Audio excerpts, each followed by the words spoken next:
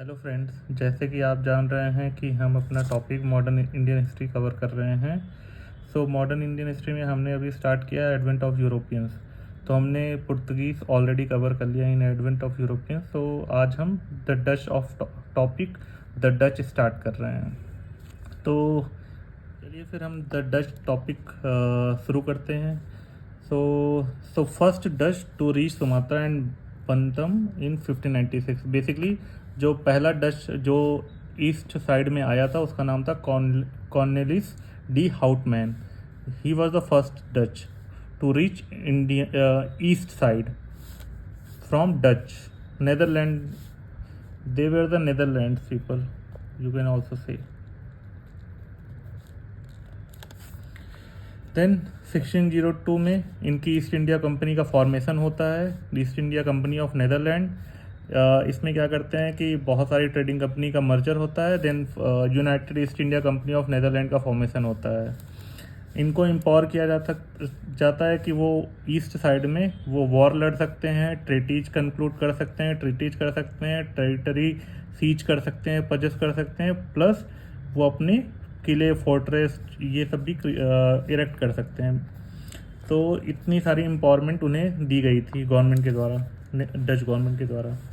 Now क्या क्या उनके इम्पोर्टेंट सेटलमेंट्स हैं, क्या क्या चीज़ें, कौन कौन सी फैक्ट्रियाँ उन्होंने लगाई थी, कौन कौन से इंपॉर्टेंट सेंटर्स हैं, वो कवर करते हैं important basically. So first factory जो उन्होंने डच ने बनाई थी वो 1605 में मसूलीपट्टनम में, बेसिकली ये आंध्र प्रदेश का एरिया है। Second factory in 1610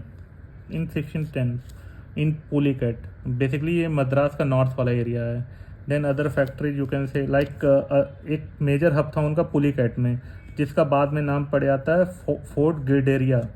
then other factory like Surat 1616, then Bimlipatnam 1641, Karaikal 1645, Chinsura 1653, then Pipli Bengal के एक एरिया में पिपली का भी इनका सेंटर होता है, बाद में वो बंद कर दिया जाता है। देन नागापट्टनम, बेसिकली नागापट्टनम वाला जो ये एरिया था वो बेसिकली 1658 में इन्होंने पुर्तगीज़ को डिफीट करके कैप्चर किया होता है। कोचीन इन 1663। देन अदर और भी इम्पोर्टेंट सेंटर्स हैं जैसे कि बारानगर, कासिम बाजार वाला एरिया नियर मुर्शिदाबाद के पास का। देन पटना।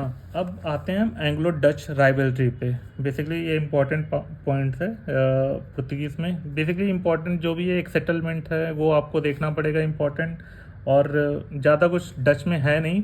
उनके सेटलमेंट जो भी फैक्ट्रीज है वो आपको देखना पड़ेगा, प्लस एक दो पॉइंट जो भी एंग्लो डच राइवलरी, ये सब सारे पॉइंट्स आपको देखने पड़ेंगे। इसमें ज़्यादा गवर्नर्स को आपको याद करने की ज़रूरत नहीं पड़ेगी कि कौन कौन से गवर्नर्स हैं ये सब। एंग्लो डच राइवलरी देखते हैं।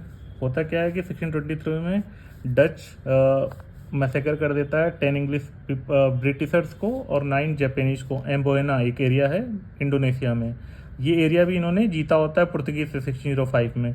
तो होता क्या है कि डच यहाँ पे मैसेकर करता है 10 इंग्लिश और 9 जापानीज का। तो इससे क्या होता है, इंटेंसीफाई हो जाता है, राइवलरी बढ़ जाती है डच और इंग्लिश की। तो इसके बाद इससे धीरे धीरे डच और इंग्लिश के बीच की राइवलरी बढ़ती जाती है। After years of fighting both party reach an agreement. उसके बाद कॉम्प्रोमाइज़ एक होता है 1667 में। अब इसके बाद क्या होता है, एज पर दिस एग्रीमेंट, इस कॉम्प्रोमाइज़ के तहत क्या करते हैं, ब्रिटिशर्स एग्री करते हैं कि वो इंडोनेशिया में जो भी ट्रेडिंग एक्टिविटीज़ होगी वहाँ से विड्रॉ कर जाएंगे, और प्लस डच एग्री करते हैं वो इंडिया से विड्रॉ कर जाएंगे और उनका ज़्यादा फोकस होगा इंडोनेशियन ट्रेड में। बेसिकली डच का ज़्यादा फोकस भी इंडोनेशियन ट्रेड पे था। वो बेसिकली स्पाइसेस ट्रेड एक्टिविटीज़ के लिए वो इंडिया या इंडोनेशिया साइड में आए भी थे। बेसिकली वो ये नहीं थी कि एम्पायर बिल्डिंग करना चाहते हैं, उनका मेन फोकस ट्रेड ही था। देन 1814 में एक एंग्लो डच राइवलरी होती है। ये काफ़ी टाइम बाद का टाइम है। 1814 में एक एंग्लो डच ट्रीटी होती है।